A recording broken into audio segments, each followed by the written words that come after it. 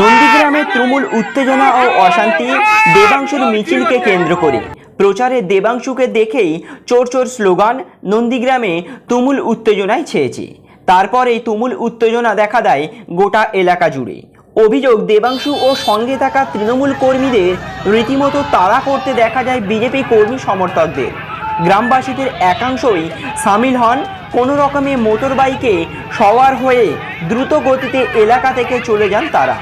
নন্দীগ্রামের জেলেমারা 37 নম্বর বুথ ও মৌজ বৃন্দাবনপুর 36 নম্বর বুথের দলীয় কর্মীদের নিয়ে প্রচারে গিয়েছিলেন তমলুক লোকসভা কেন্দ্রের তৃণমূল প্রার্থী দেবাংশু ভট্টাচার্য।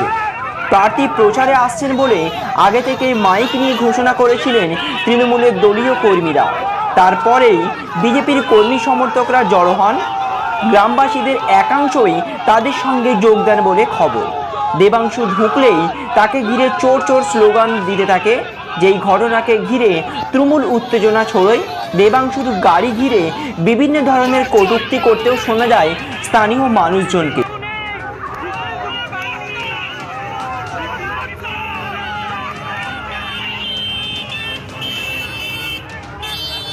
ছবি আপনারা দেখছেন দেশের জনগণকে দেখতে পাচ্ছে না, এত চাকরি চুরি এত কিছু চুরি কার জন্য হচ্ছে? মুখ্যমন্ত্রী জন্য তো হচ্ছে, ওইটাই হচ্ছে ঠিক। আজকে সন্দেশখালীর মহিলারা কি হচ্ছে তোমরা তো সবাই দেখতে পেয়েছো, কেমন আছে? আমার প্রার্থী দেবাংশু ভট্টাচার্য নন্দীগ্রাম বিধানসভা ভেকুটা অঞ্চলে বৃন্দাবনপুর এবং জেলেমারা 37 নম্বর বুথে আজকে জনসম্পর্ক অভিযানে এসেছিল। এখানকার সাধারণ মানুষ তাকে উষ্ণ অভ্যর্থনা দিয়ে চোর চোর বলে সম্বর্ধনা করলো, অভিনন্দন জানালো।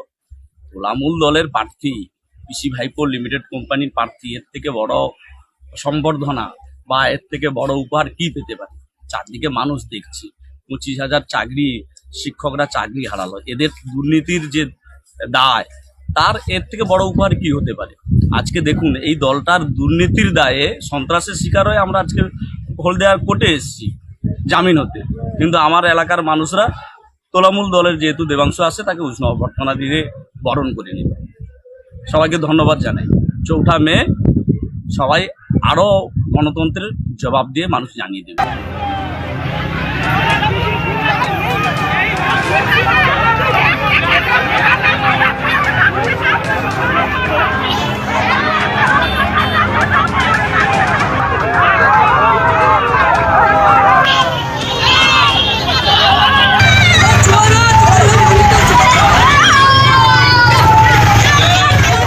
চরম বিশৃঙ্খলা সৃষ্টি হয়েছে নন্দীগ্রামে।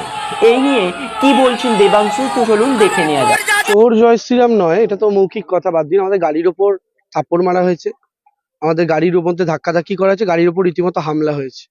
আমরা এটা নিয়ে প্রশাসনের দ্বারস্থ হবো। প্রশাসন যদি অ্যাকশন না নেয়, আমরা যতদূর যাওয়ার হয় ততদূর যাবো।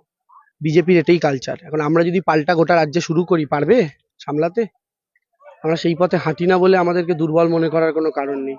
দেখা যাক কি অ্যাকশন নেওয়া যায়, আমরা পরবর্তীকালে সেই অ্যাকশন নিচ্ছি। ওরা স্লোগান দিচ্ছে, আপনি হাত জোড়ো করে ওদেরকে অভিনন্দন জানাচ্ছেন। হ্যাঁ, আমি প্রণাম করেছি ওদেরকে। আমি আমাদের তো এটাই কালচার, আমরা প্রণাম করব।